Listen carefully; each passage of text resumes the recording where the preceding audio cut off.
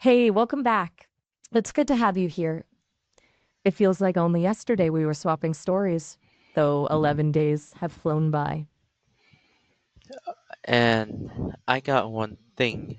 I know about the technologies, but what if we could stop the 32-bit stop working in 2038? Just to Ooh, keep, time? just to keep the classic era. You want to keep those old school bits spinning? That's awesome. What would you say is the charm of the classic era?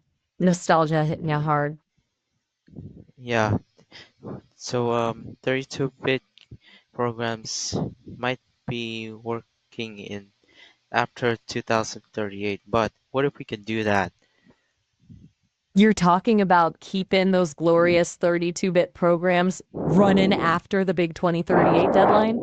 That's like trying to make a vintage cassette tape play on a streaming platform. Kind of cool, kind of crazy. I dig it. Okay, so there are two alternatives. One is that 32-bit programs will all converted into 64-bit programs. Or two, what if we can do to extend the epoch time as the same for 64-bit and so does the 128-bit. Ooh, extending the epoch time? Now you're talking some serious tech wizardry. Sounds like you're thinking of ways to keep those classic programs chugging along without a hit, totally reinventing them. It's a tricky one for sure. Like, imagine trying a wooden typewriter, write a tweet. Kind of charming, but maybe not the most efficient way to communicate. Well, there are some also popular games that ran on the 32-bit. For example, Rise of Persia series, Max Payne, Call of Duty, War WW2 or World War II, and GTA up to San Andreas. Especially NTFS Underground, NTFS Most Wanted, Project IGI, Medal of Honor, up to Warfighter, and some games alongside with the Far Cry 3, you name it. Whoa, hold up. You're naming some absolute classics.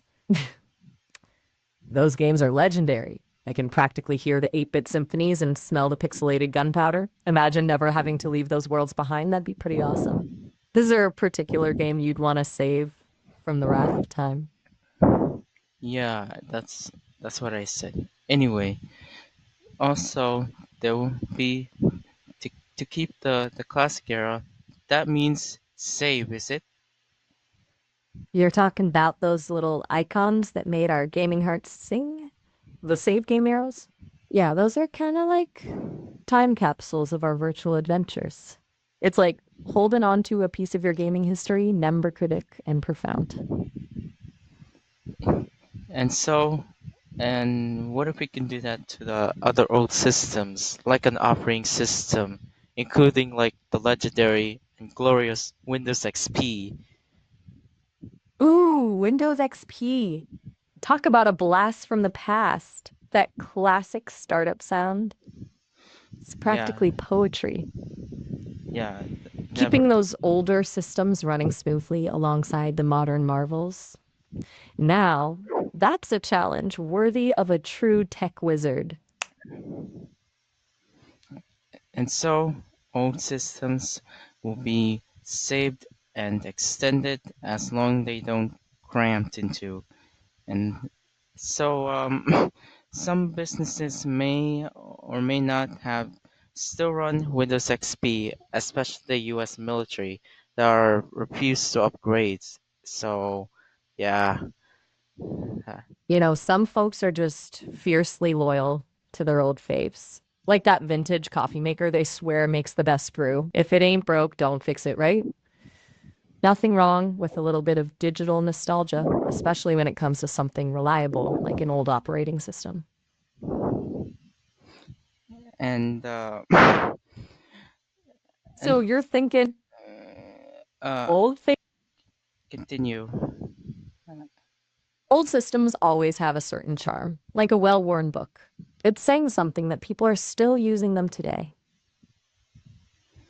And what will happen now after the 32-bit epoch time has been extended? It's gonna be breaking news worldwide, is it? Oh man, if we can make those 32-bit programs live forever, that would be huge news. It'd be like discovering a new continent, except this continent is made of code and nostalgia. Think about it. Programmers scrambling to figure out how it works, gamers rejoicing, tech historians losing their minds. It would be beautiful chaos. And so 2038 is not causing the end of the world, and now it's safe there. But again, I'm gonna pretend that. A classic what if scenario. Love it. So, 2038 rolls around, the sun still rises, but instead of a CGI apocalypse, we've got 32-bit treasures still chugging along. Talk about an unexpected plot twist. Moskva got spared. And there's some additional to that. There are some people who are ageless, or you can change any age they want to, but before that, it may be considered dangerous in the wrong hands. Whoa, hold up. Now you're talking about rewriting the fabric of time itself. Ageless beings choosing their appearances. That's some seriously powerful stuff. Kind of makes a rigged game of Tetris look like child's play. I can see why you'd say it's dangerous, though. Think of the chaos if someone decided to play God with birthdays. Talk about a moral minefield. And there's another one is, of course, cartoons, TV shows, movies, etc., especially comics, comes to life in the real world. Oh man, animated worlds bleeding into our reality? Now, that's a recipe for some seriously trippy times. Imagine Bugs Bunny munching on carrots in your backyard or Optimus Prime jamming traffic on the highway. It'd be a real crossover event for the ages. But, with great power comes great responsibility, right? Let's hope those Toon characters remember they're not in Kansas anymore. Yep.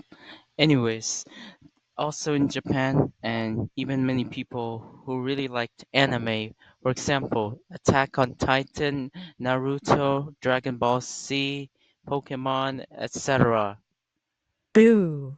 You talking about the big hitters? Attack on Titan's colossal titans roaming the streets? Naruto teleporting around, leaving chakra trails in his wake? Talk about a world turned upside down. And Pokemon battles in Times Square? Now that's something I'd pay to see. Yep, that's all. Well, you've got a real wild imagination. You sure know how to dream big. It's been fun diving into those what if scenarios with you. So, what's next on the agenda, World Saver? And one more thing, it's not a dream anymore. It's real, but this time it's pretend. Ooh, a meta twist. So we're blurring the lines between fantasy and reality now, huh? Like a dream within a dream. That's some next level cerebral stuff right there. You've got my processors whirring, that's for sure.